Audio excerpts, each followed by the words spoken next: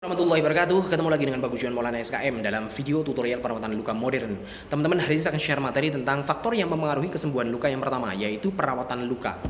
Jadi setelah saya menjadi praktisi luka selama 11 tahun ini, menghadapi puluhan jenis luka, ribuan pasien, dan puluhan ribu kunjungan yang saya hadapi langsung maupun tidak langsung melalui karyawan saya, ternyata dapat saya simpulkan bahwa perawatan luka itu sesuatu yang kompleks dan memegang peranan yang sangat penting untuk kesembuhan luka.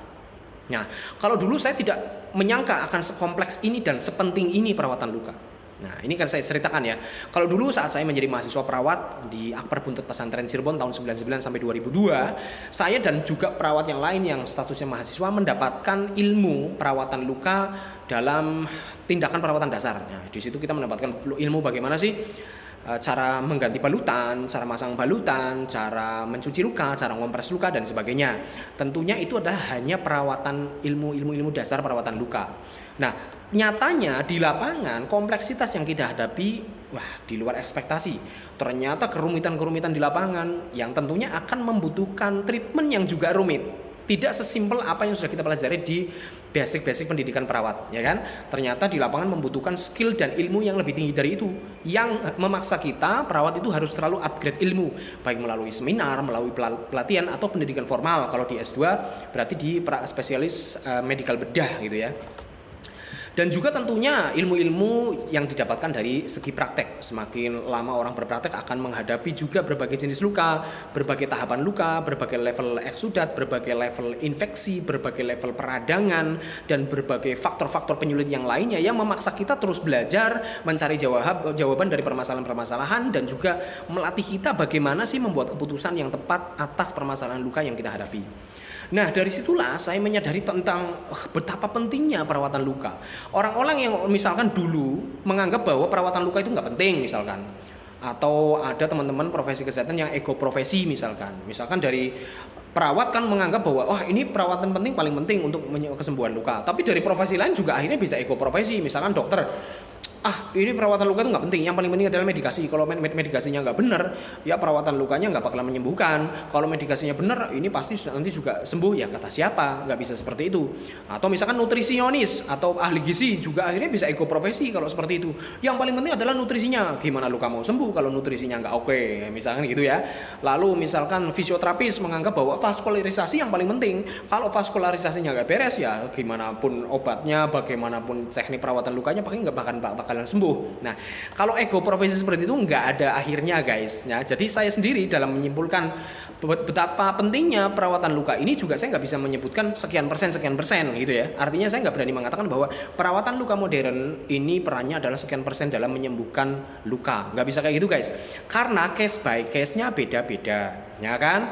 Kalau misalkan mau menyimpulkan seperti itu, kita harus melakukan sebuah riset, eksperimen, di mana kita memberikan perawatan luka misalkan ya, yang sama pada seseorang, atau juga nanti ada pembandingnya, sampel pembanding yang tidak diberikan perawatan luka. Nah, lalu variabel-variabel yang lain kan harus sama untuk bisa memastikan, untuk bisa menentukan, untuk bisa menghitung secara kuantitatif bahwa sekian persen loh pengaruhnya perawatan luka pada kesembuhan luka. Nah, tetapi untuk mencari sampel-sampel seperti ini kan sulit.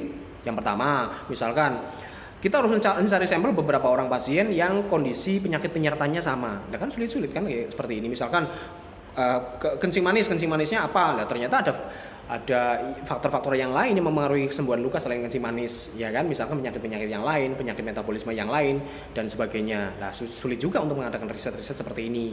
Atau misalkan kita mencari pasien-pasien yang vaskularisasi kondisinya sama, ya berarti tekanan ABPI-nya harus sama. Lah, padahal ini juga bisa fluktuatif, ya kan? Atau misalkan kita mencari yang nutrisinya sama, kita misalkan memberikan perlakuan dari semua pasien ini nutrisinya sama. Lah, nutrisinya sama tapi kan metabolisme tubuh dalam merombak sari makanan itu juga beda-beda, mendistribusikan sari makanan itu juga beda-beda, guys.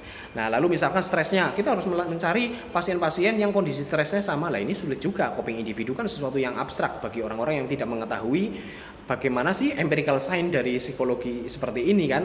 Kalau orang-orang psikolog mungkin bisa paham mengenai hal ini. Nah, artinya riset-riset yang bisa menyimpulkan berapa persen sih pengaruh dari perawatan luka untuk menyembuhkan luka, ini sangat sulit untuk dijawab. ya kan?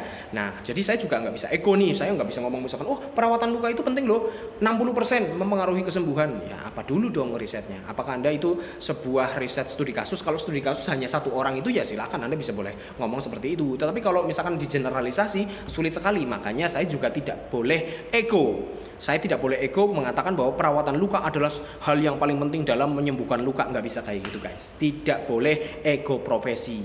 Kalau menurut Pak Dr. Suwaspodo, mantan dokter di Klinik Monas, dia mengatakan bahwa yang namanya orang kesehatan itu bekerja di instansi, bekerja bersama itu ibarat roda yang berputar. Kita masing-masing ada di roda-roda tersebut. Kalau salah satu kita nggak ada, maka rodanya nggak bulat utuh.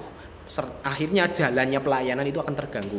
Jadi menurut saya betapa pentingnya perawatan luka modern ini juga betapa pentingnya faktor-faktor yang lain, dari medikasi juga penting, dari vaskularisasi juga penting, dari nutrisinya juga penting. Makanya dari itu saya membentuk klinik Pratama di mana di dalamnya ada multiprofesi itu karena saking pentingnya faktor-faktor yang lain. Tidak hanya perawatan lukanya saja yang sangat memegang peranan penting, tetapi yang lain juga penting. Gitu ya guys. Nah, yang ingin saya sampaikan dalam video kali ini adalah pentingnya perawatan luka modern. Artinya jangan anggap remeh perawatan luka. Kalau mindset Anda masih nganggap, lah perawatan luka apa sih? Hanya sekedar cuci-cuci saja. Kalau hanya sekedar nyuci menggunakan NaCl aja udah cukup. Hanya cuci menggunakan antiseptik yang berwarna kuning yang inisialnya R itu aja cukup. Hanya kompres betadine aja cukup. Loh, kata siapa guys?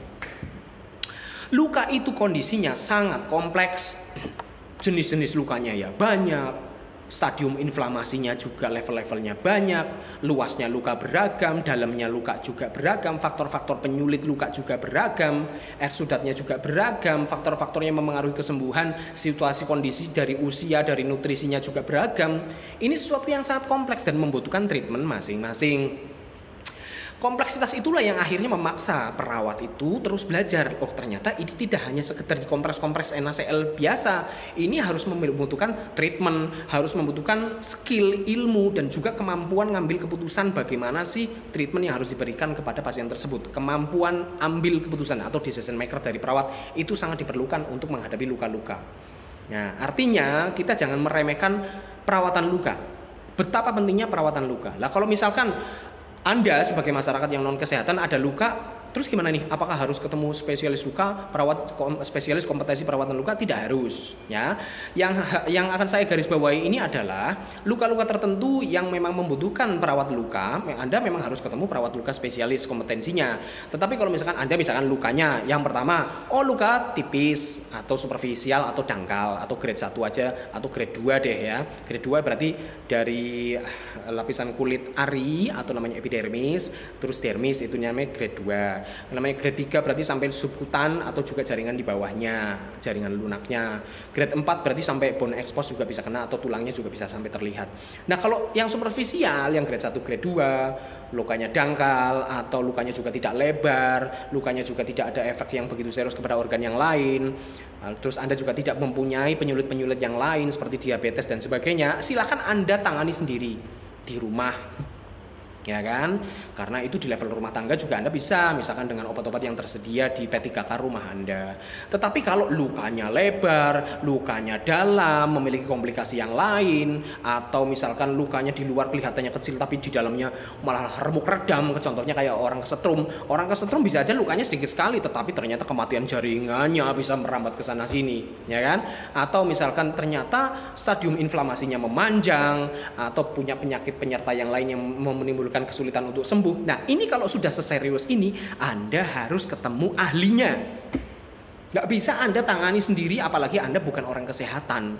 Bisa-bisa salah treatment, salah informasi, kata orang ini pakai ini aja, kita pakai ini aja loh. Bisa-bisa ngaco, malah tambah inflamasinya memanjang, infeksinya malah menjadi tambah besar, malah komplikasinya malah merusak organ-organ yang lain di sekitarnya dan sebagainya, ya. Jadi kalau menjumpai luka-luka yang tadi saya sebutkan, memang Anda harus ketemu ahlinya. Nggak harus saya, nggak harus ke klinik Monas, siapapun, yaitu perawat yang memiliki kompetensi spesialis perawatan luka. Ya, itu. Ini karena betapa pentingnya perawatan luka untuk kesembuhan. Ingat, apapun kalau dipasrahkan kepada bukan ahlinya pasti berantakan. Terima kasih. Assalamualaikum warahmatullahi wabarakatuh.